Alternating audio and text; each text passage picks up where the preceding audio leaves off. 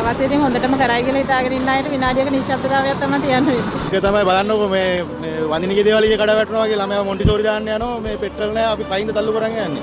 හැමදාම මේක දැන් මේ අලුත් ආණ්ඩුවක්පත් වුණා අපි හිතුවේ මේ ආණ්ඩුවෙන් හරි අපිට සාහනයක් වෙයි පෙට්‍රල් දෙයි අරව දෙයි මේව දෙයි කියලා අන්තිමේදී අර රනිල් වික්‍රමසිංහ මහත්තයා හොඳයි කියලා ඉතින් ඇත්තට මේ මිනිස්සයා මොනවා මේ වගේ පෝලින් තියන්න දුන්නේ නැහැ ඉඳපු ටික කාලෙට හරි. ඇත්තට මේ මිනිස්සයා හොඳයි මේ පාර අවංකවම අපි දුන්නේ මේ අනුර කුමාර දිසානායක මහත්තයාට ජනාධිපතිවරණේ පාර්ලිමේන්තු මන්ත්‍රී දෙකේම දුන්නා.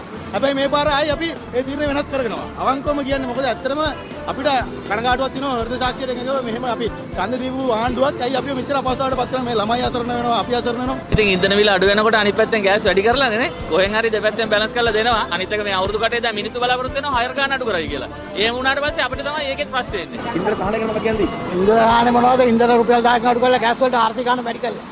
කවුරු ආවත් පුටුවට තමයි දඟලන්නේ. තවත් ඉතින් හොඳටම කරයි කියලා හිතාගෙන ඉන්න අයට විනාඩියක නිශ්ශබ්දතාවයක් තමයි තියන්න වෙන්නේ. ඒක තමයි බලන්නකො මේ වඳිනගේ දේවල් එක කඩ වැටෙනවා වගේ ළමයා මොන්ටිසෝරි දාන්න යනවා මේ පෙට්‍රල් නැහැ අපි පයින්ද තල්ලු කරන් යන්නේ.